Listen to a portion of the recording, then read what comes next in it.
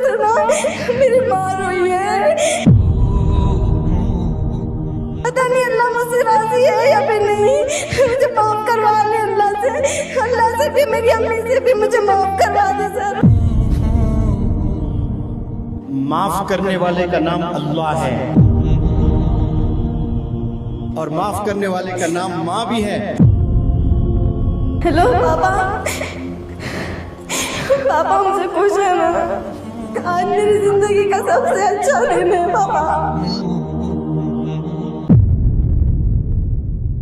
My dad is my hero, my mother is my hero, बस ऐसे ही बोलते जाते थे। लेकिन जब सर बोलते ना तो वो बातें दिलों में उतरती और उस पर अमल होता। सर की बातें सुन के ना रात रात को नींद नहीं आती। ये सब हम क्या कर रहे थे, हम तो पहले ध्यान ही नहीं दे रहे थे, बस हाँ कहते थे। हमारे अब्बू जान मुझे यहाँ छोड़ने आए थे ना, तो मेरी सेफ्टी के लिए उन्होंने ट्रेन से एसी बुक करा के वो आए। लेकिन जब वो इधर से गए ना, उनके पास टाइम नहीं था कि 24 घंटे पहले वो बुक करवा सके, तो वो टॉयलेट के साइड ट्रेन में बैठ के गए।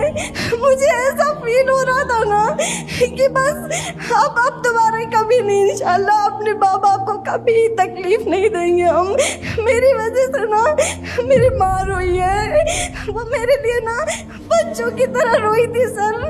मैं भूल नहीं रही वो सिचुएशन, मुझे मेरी माँ माफ कर दे बस। पता नहीं अल्लाह मुझसे राजी है या फिर नहीं, मुझे माफ करवा ले अल्लाह से भी, मेरी अम्मी से भी मुझे माफ करवा दे सर। दो चीजें आपसे मैं बताऊंगा, सुने। माफ करने वाले का नाम अल्लाह है और माफ करने वाले का नाम माँ भी है।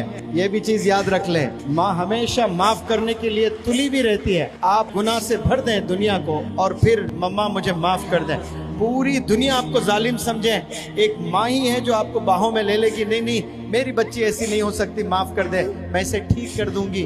तो माँ ऑलरेडी माफ करी हुई है आपको, आपने बस कन्फेस करना है इंशाअल्लाह। सर बस एक, मुझे कुछ नहीं करना, बस मेरे कॉल अभी लगा दे प्लीज सर। ये सबको गवाह रखकर माँ से बात करना चाहते हैं। अस्सलाम वालेकुम जी, आपकी बिटिया यहाँ पढ़ रही हैं, मैं मुनव्वर जमार्स कर रहा हूँ। कुछ लड़कियाँ स्टेज पर आकर अपने जज्बात का इजहार कर रही थी। हमने वालिदैन की कदर नहीं की है और हम लोग वालिदैन को नाराज़ किए। और आपकी लड़की तो रो रो कर ये कह रही थी, मुझे तो ऐसा लगता है कि मेरे अब्बू तो मुझसे राज़ी नहीं होंगे।